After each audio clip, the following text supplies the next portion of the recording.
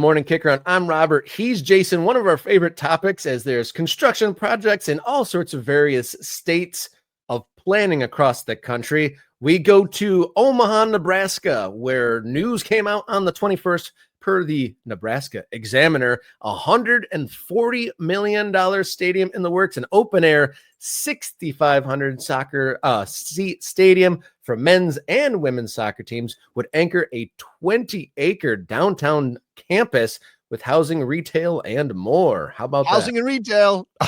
Always got to be involved. Housing and retail. Now, let's do this. I don't have a drum roll ready, but here it is. It is all its glory, the rendering of Union Omaha's potential new building right there for you. Look how pretty that thing is. It is gorgeous. Now, it's not all covered. You know, there's still on one end with no seats and there's still some things here, right? It's still a basic-ish soccer stadium. But again, this is what the roots in the ground are all about. Getting something like this built so you have a place to call home that the fans can identify you with, that becomes your place. You can create lore here. You can create opportunities to win games and championships potentially. That's what you're hoping for. Shout out to Union Omaha for this being in the works. Now, you said $140 million stadium, reasonable price tag. I know the mayor's on board with this. That's always a big help. Now, I went over and I checked the USL subreddit where all this stuff gets posted and they talk about everything. And justifiably, one of the first comments was, I will believe this is happening when there are shovels in the ground. Now, I usually go even further. My rule is I will believe that stadium exists when they are playing soccer on the field. That's when I start to go, yeah, okay, this actually has a thing that exists, and I can put it into that place in my brain that says this is real. But this is a club that has really built something in Omaha. Now, they had that news of moving some games this year to the Creighton Soccer Stadium for the minor league baseball venue that they have been playing in. But, you know, everything for minor league soccer, for lower division soccer in America is the lift, right? It's the lift of, we're not just here playing soccer. We exist as a permanent part of the community, right? Even minor league baseball teams have struggled with that at times. Now, most of them got stadiums built, and so they got that part done. But how many minor league baseball teams have come and gone and folded and changed leagues and bounced around and all those things? So, you know, this is the first step, right? This is I'm not going to call it a baby step. It's bigger than that, but it's a big step. Going into the comments here, Ewan, a little bit negative. That doesn't look 114, but maybe $90 million, which is it's 114, not 140. Is that what did I get my numbers wrong? No, you're right. I think it's just a mistyping in the comment there. And then Fairman saying looks similar to Alumnify Field, which is the plan for the new stadium in Detroit. More of an AI generated, build it and they will come. But I do hope that this comes because, like you said, Union Omaha have, you know, really done something out there in Nebraska. They've really, you know, created a good, solid team culture who's done some winning on and off the field. So I do hope this all plays out for them. Funny. And a great badge. They got an incredible badge. And I got one of their jerseys hanging up. I probably should have put it on today to celebrate for them. And I didn't. And this, look, when we talk about dotting the map, which you see up there in the corner next to our logo, and we talk about all the time, dotting the map is clubs popping up and starting and launching, but it's also stadiums. Dotting the map was soccer-specific stadiums, right? And again, we kind of have to take an agnostic view on how the money works, whether there is any public money involved, whether there are tax breaks, whether there are handouts. In fact, one thing we probably should be covering very soon is what's going on in Denver with the NWSL stadium plan, because old friend of mine, so to speak, Neil DeMoss, never stops writing about what he thinks are sees as boondoggles. What he thinks are theft of public money and land. And if you go to Field of Schemes, he's written recently on that one because the mayor of Denver has been so adamant and so enthusiastic about building the soccer stadium, but also building a new stadium for the Denver Broncos, who are, of course, the biggest thing in town, that Neil DeMoss says, this is not how you do this. You're giving away all your negotiating power. You're basically saying we'll do whatever it takes to get these stadiums. And that only feeds into the idea that you're giving money, handouts to private entities, to people who have some money and could be spending it on themselves if they wanted to. Again, because I'm not a citizen of Denver, because I'm not a resident of Omaha, it's tougher for me to have hard feelings about this. Whatever the public money situation is, whatever the tax breaks are, whatever the lease of the land is, for me as a soccer fan, I'm thrilled. I'm excited. The owner of, or Larry Botel of Alliance Sports, who owns Union Omaha, describes the process to this point as a long and winding circular road. But we're happy to be at this point, which is an amusing way to talk about they've been putting in a lot of work to try to find a place so they don't have to play any minor league baseball stadium. But part of the development. I'm sorry, real quick. I just want to mention this because I have the graphic up on the screen, and you may be talking about this, Rob, but this is obviously highlighting the walkability of this stadium relative to downtown and the riverfront there in Omaha. So this is meant to create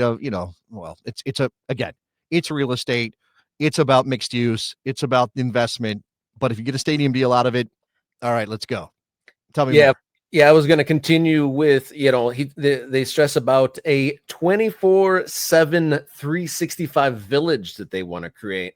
Omaha officials foresee this build out will create a 24-hour village with an estimated 500 residences occupied in part by athletes themselves, shops, dining, offices, and more. And they anticipate up to $400 million in development of the 20 acres beyond the soccer stadium. So, like you said, we'll believe it when we see it. I mean, in Detroit, we've been excited and burned a number of times over the years, making a big claim for something exciting and shiny like a stadium, but then actually they just get the land to build, some houses and retail and stuff like that. So that all is in the mix here, but exciting developments as, things have been stalled out there for quite some time.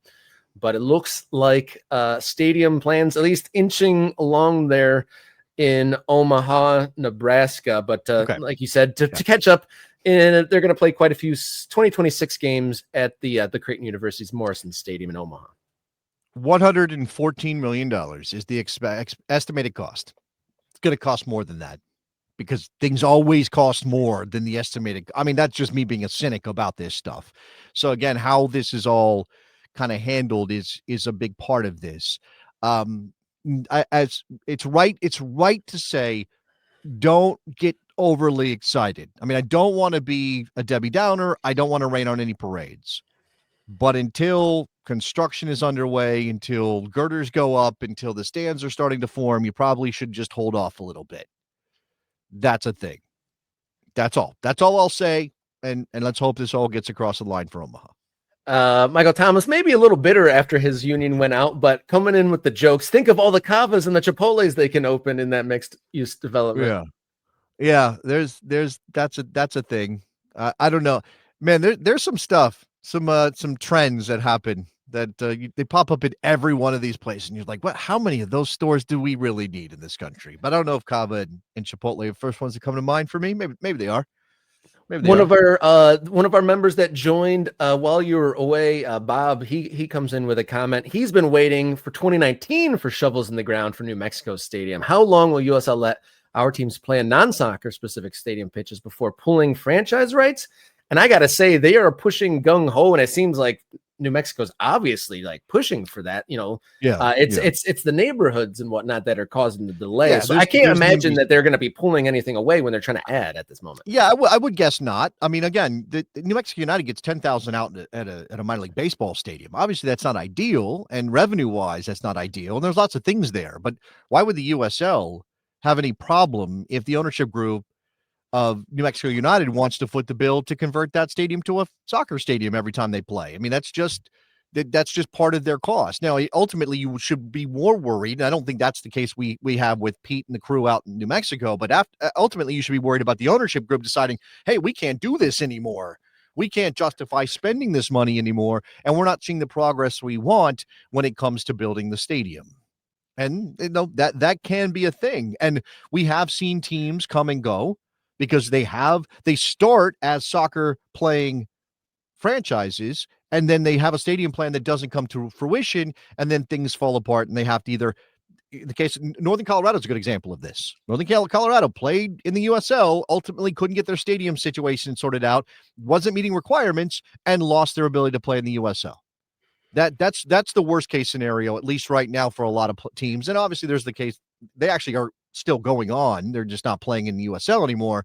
Lots of clubs will completely fold. Yeah, I mean, there was a couple different layers to that Northern Colorado hailstorm. I think it wasn't just the stadium. I think maybe in the pursuit of a stadium, they got themselves in a bit of a financial hole, but it wasn't just because no stadium, no franchise. No, you're right, but there was a plan. We're going to build a soccer complex, and the soccer team is going to anchor the soccer complex, and then again, sort of things fell apart. Thank you to all of our subscribers, well past 5,000, and big day for MK Ultras. We got a couple MK Ultras coming onto the show here right now. And MK Ultras, you will be live for the debut of Countdown to Kickoff for the New York Cosmos at 10:30. We're going live with the debut of Countdown to Kickoff featuring the New York Cosmos. I set a goal in the chat. Now it's super chats. It's got 5 minutes left. We got, we're probably not going to get there on that particular goal. But yeah, Luke has stepped up and given us a super chat. But if you want to see this new segment, this new feature live for everybody, obviously, if you're an Ultra, you'll get access. But if everybody else wants to see it, here's an opportunity to help us reach our goal. We'll make that free for everybody. Otherwise, we go members only when it's time. All right, like, subscribe, do all those things, and follow along, help support the show.